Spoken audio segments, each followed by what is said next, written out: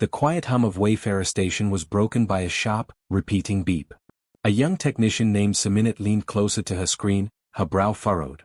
A blip had just appeared on the long-range sensors. It wasn't broadcasting any identification. It wasn't even moving under its own power.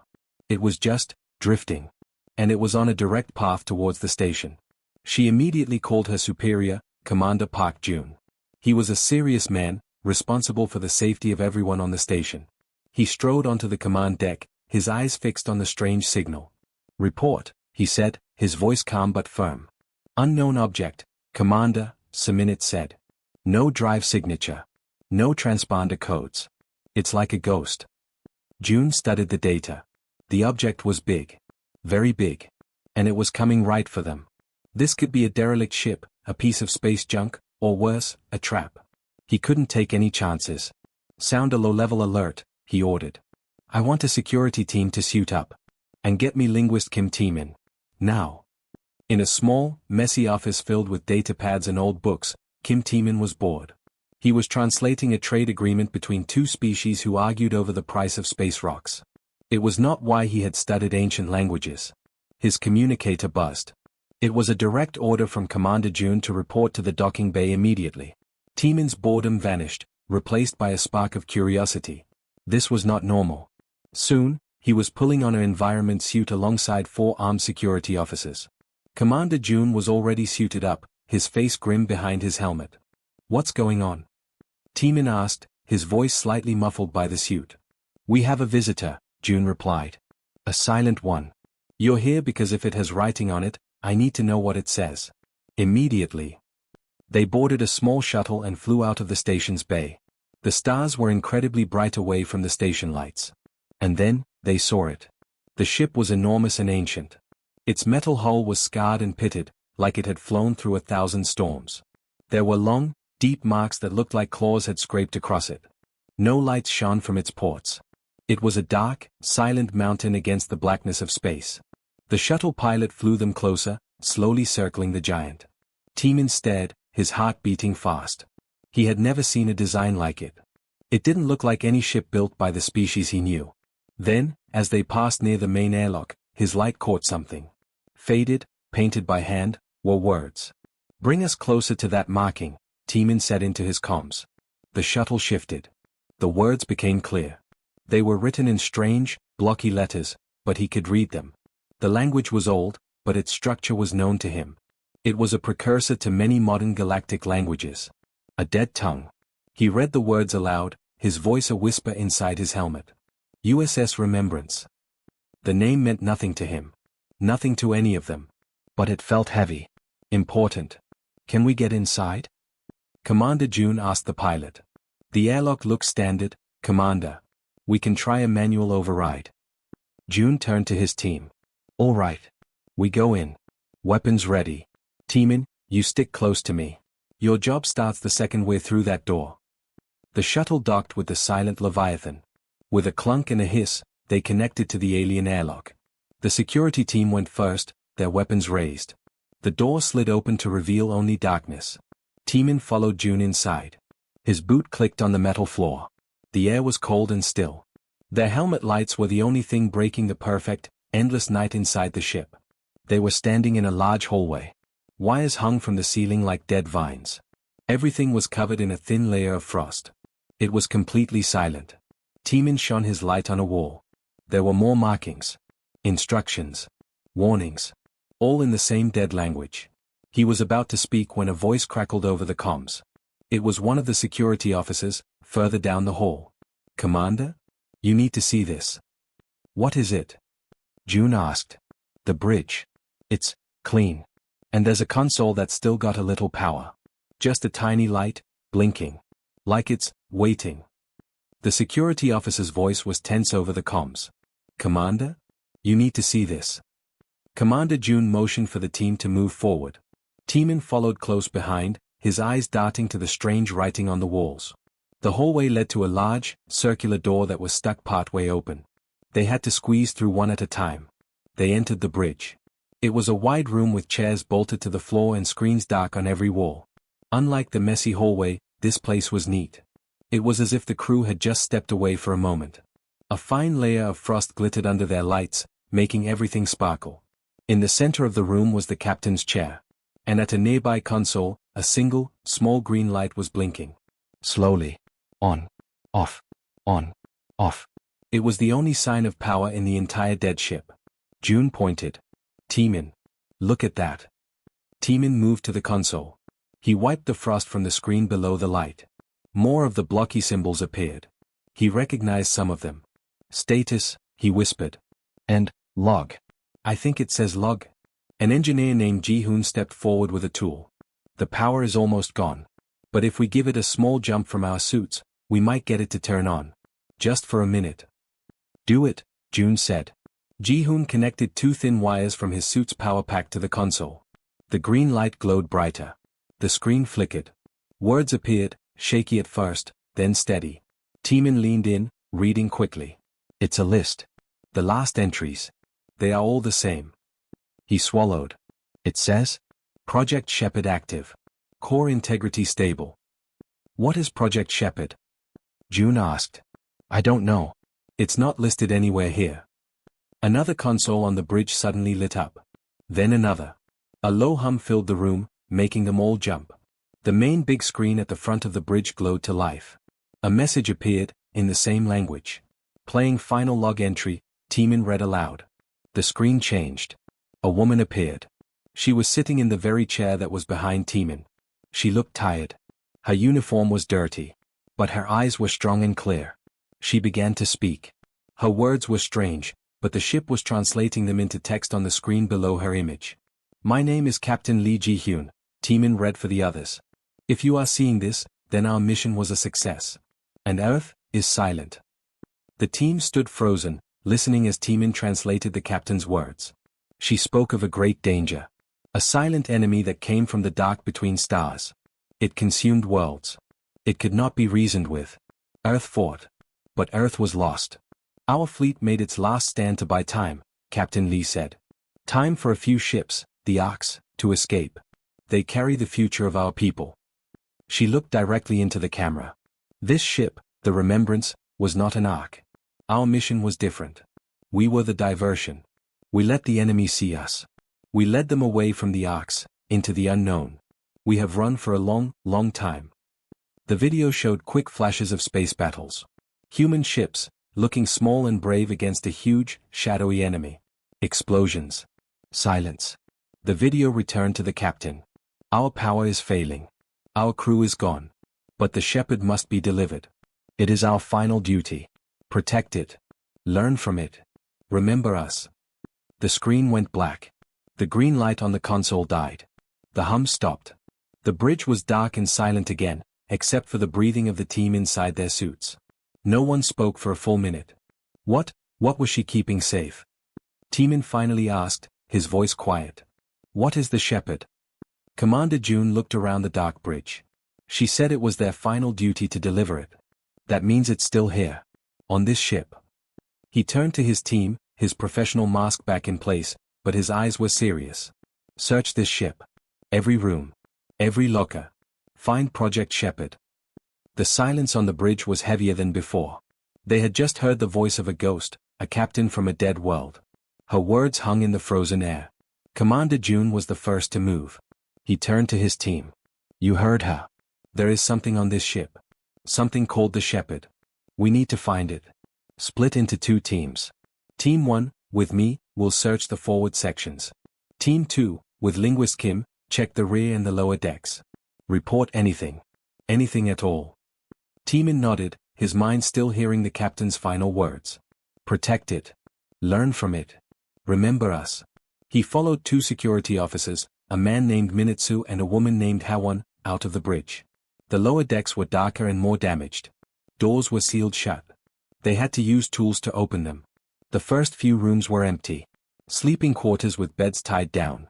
A mess hall with cups still on a table. It's like they just vanished, Hawon said, her voice soft. They found a room labeled data storage. This time, the door was open. Inside were rows of strange, crystal blocks, not like any data storage they knew. Most were dark. But one, sitting in a special holder, had a soft blue glow. Look, Minitsu said. He pointed his light at it. This one has power. Teeman carefully picked up the crystal block. It was cool to the touch. On the holder were more words. He read them aloud. Capsule 1. Personal logs. He looked at the others. This might have more answers. They brought the crystal block back to the bridge. June's team had found nothing yet. The engineer, Ji-hoon, looked at the crystal. The port is different. But I can make an adapter. Our recorders might be able to read it. It took some time. Finally, Ji-hoon connected the crystal to a small viewer. A list of files appeared. Teeman selected one at random. The screen showed a young man, maybe a pilot. He was smiling, but he looked scared. He spoke in the same ancient language. His name is Choi Minute-ji. He was part of the fighter wing called the Sun Furies. Teeman listened, translating as he went. He talks about his family. He misses them. He says, he hopes they made it to the Arcs. The next file was a woman, an engineer. She showed the camera the engine room, now dark and dead on the real ship. She says they are rerouting power again. She is tired. But she says the captain believes in them. They must keep going. For the shepherd. File after file. Soldiers, cooks, doctors. They all looked tired. They all spoke of home. They all spoke of the shepherd with a kind of quiet hope. It was important. It was the reason they were flying into the dark. Then they found a file labeled Final Entry, Medical Bay. The screen showed a different room. Medical beds were lined up. A doctor with a tired face spoke to the camera. Her voice was sad. The sickness from the radiation leak is spreading. Teeman translated, his own voice growing thick. We have no more medicine. Captain Lee has ordered the final sleep for the remaining crew. It is a peaceful way. Better than the pain. We will set the course and join them. Our duty is almost done. The shepherd is safe. It is all that matters. The video ended. The team on the bridge was quiet. They understood now. The crew hadn't vanished. They were still here. They were in their beds, sleeping a final sleep, deep in the ship. They had given everything. Not to save themselves. But to protect this one thing. This shepherd. June broke the silence. His voice was rough. We need to find it. We owe them that. Suddenly, a voice crackled over the comms. It was Seminit, back on Wayfarer Station. Commander. We finished the full scan of the ship. You were right. There is a massive power source deep inside. It's buried behind very thick doors. In the very center of the ship. The energy signature is like nothing I've ever seen. It's stable. But huge. June looked at Teeman. Both men thought the same thing. They had found the shepherd. The team moved quickly through the cold halls. Seminit's directions from the station guided them. Go down 2 levels. There is a large door at the end of the central hall. The energy is coming from behind it. They found the door.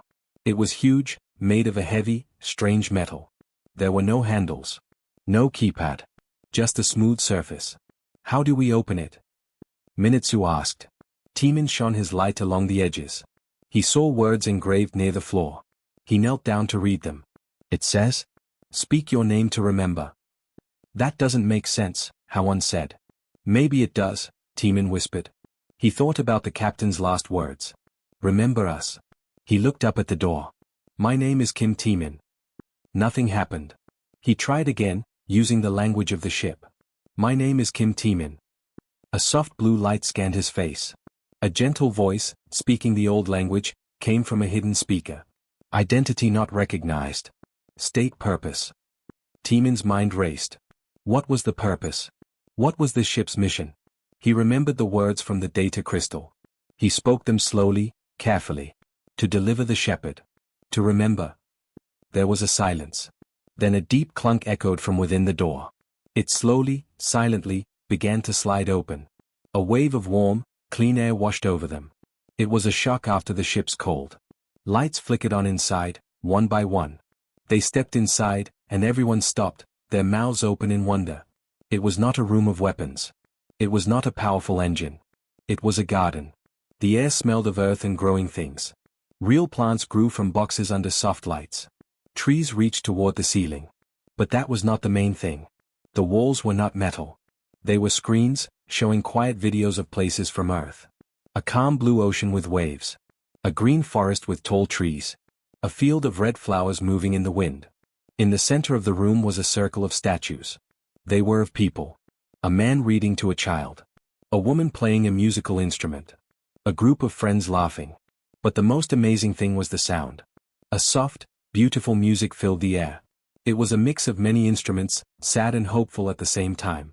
This is it. Minitsa said, lowering his weapon. This is the shepherd? A room? Timon walked forward, his heart feeling too big for his chest. He saw a small stand with a simple message engraved upon it. He read it aloud for the others, his voice full of emotion. It says, "Here is our world. Here are our people. Our music, our art, our stories. We could not save our bodies from the end. But we saved our soul. This is not a weapon. This is a memory. Please, remember that we were here. That we lived, and we loved, and we created beautiful things. This was worth saving. This was worth the journey." He understood now. The enemy wanted to destroy. To consume. Humanity's last act was not to fight back with more destruction. Their last act was to save the most precious thing they had. Their culture. Their history. Their beauty. They sent a library. A museum. A piece of their heart across the stars. The shepherd wasn't a thing. It was a message. A final gift to the universe. Commander June took off his helmet. He looked at the peaceful room, at the statues, at the screens showing a beautiful world that was gone. The tough soldier had tears in his eyes. "They didn't send a cry for help," he said quietly. "They sent us a thank you note. For remembering them." Timon nodded, unable to speak. He looked at a video of a sunset over mountains. He finally understood the ship's name.